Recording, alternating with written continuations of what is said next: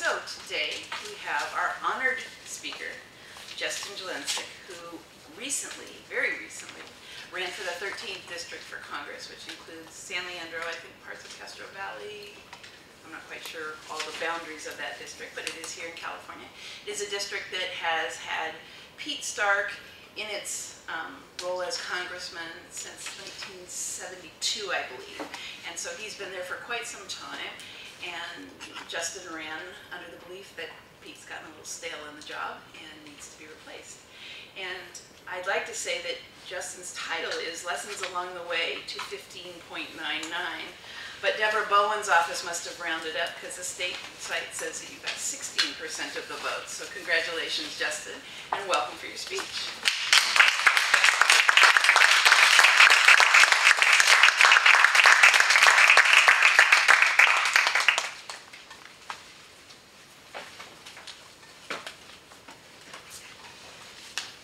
When my daughter heard I was going to share with you today, she said, "Could you tell me how many people show up to listen?"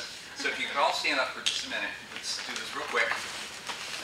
1, 2, 3, 4, 5, 6, 7, 8, 9, 10, 11, 12, 13, 14. 14. Woo! Now, you notice a lot of you did not stand up, some of you because of physical limitations, some of you because it was easier. Tuesday, we did the same thing. We did not stand up and be counted. Less than a third of those who were eligible to vote did. Some because they just missed it. Some because they don't care. Some because, well, actually there are some who are not eligible to. Right? They're either not citizens, they're not of age, they're not yet able. But my challenge to the people around me as I prepared for running in the primary was, it's time to stand up and be counted. It is time to stand up and have your voice be heard. And in my party, the Democratic Party, for the last 12 years, and that's as far back as I can go in Google, there was no choice. Pete Stark ran unopposed. If you went to the polls, as long as Pete remembered to vote for himself, he was into the general election. You didn't have to vote for Pete. You had no other choice. And I thought, it has been long enough. There needs to be a challenger, just so people can say, I don't want Pete. I told people I'd give 500 votes to people who knew me, and every other vote would be someone who voted against Pete.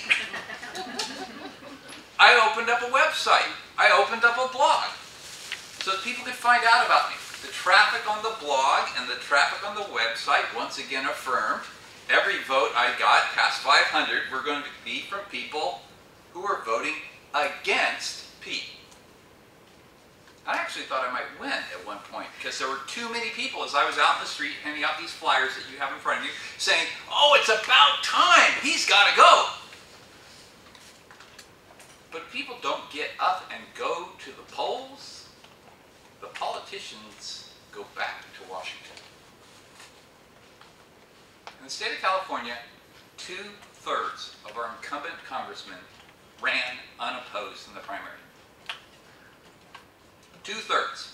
2 of them, Republicans in the Central Valley, were re-elected the day they turned in their primary nomination paperwork.